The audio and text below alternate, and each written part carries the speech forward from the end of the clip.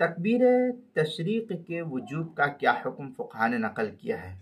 چنانچہ ذی الحجہ کی 9 تاریخ، جب ذی الحجہ کا مہینہ ہو تو ذی الحجہ کی جو 9ویں تاریخ ہوتی ہے جس کو یوم عرفہ کہا جاتا ہے، تو ذی الحجہ کی 9ویں تاریخ، اب اس صورت میں جو جس ملک کے اندر ہے اسی ملک کی تاریخ کا اعتبار ہوگا۔ اب یہ نہیں کہ ہندوستان میں آپ ہیں آپ سعودیہ کی تاریخ کا اعتبار کریں، نہیں، بلکہ آپ سعودی میں ہیں تو سعودی کی 9ویں ذی الحجہ کا اعتبار ہوگا، انڈیا میں ہے یا پاکستان میں، بنگلہ دیش میں، یا جس ملک کے اندر رہ رہے تو اس ملک کی 9ویں تاریخ یوم عرفہ جو ہے اس ملک کی تاریخ کا اعتبار ہوگا۔ تو ذی الحجہ کی جو 9ویں تاریخ ہے تو 9ویں تاریخ کی فجر کی نماز میں، فجر کی نماز جب پوری ہو جائے تو فجر کی نماز سے 13 ذی الحجہ کی عصر کی نماز تک، یعنی عصر کی نماز میں بھی پڑھنا ہے۔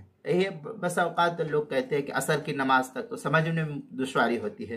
تو 13 ذی الحجہ جو ہے، 13 ذی الحجہ کی فجر کی نماز، ظہر کی نماز اور عصر کی نماز میں بھی پڑھنا ہے۔ اس کے بعد جب مغرب کی نماز کا وقت ہوگا تو مغرب کی نماز پڑھنے کے بعد پھر اب آپ کو تکبیر تشریق نہیں کہنا ہے، لیکن عصر کی نماز ہو جائے تو عصر کی نماز میں بھی کہنا ہے۔ اس کے بعد جب مغرب کی نماز ہو تو مغرب کی نماز میں نہیں کہنا ہے۔ یہ میں نے اس لیے کہا کہ بسا اوقات لوگ کہتے ہیں کہ عصر تک سے کیا مراد ہے، اس لیے میں نے اس کی وضاحت کر دی ہے۔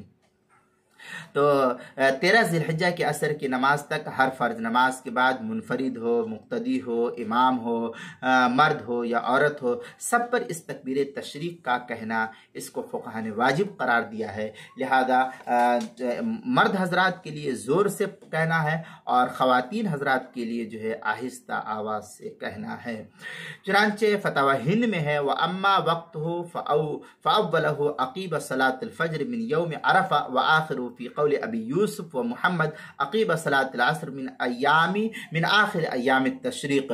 اس طریقے کی عبارت جو ہے فتاوی ہندیہ کی پہلی صفحہ 152، تبیین الحقائق اس کی پہلی صفحہ 545، حلبی کبیری صفحہ 574، البحر العمیق اس کی تیسری جلد صفحہ 1429، کتاب المسائل اس کی دوسری جلد صفحہ 334 پر اس کو نقل کیا گیا ہے۔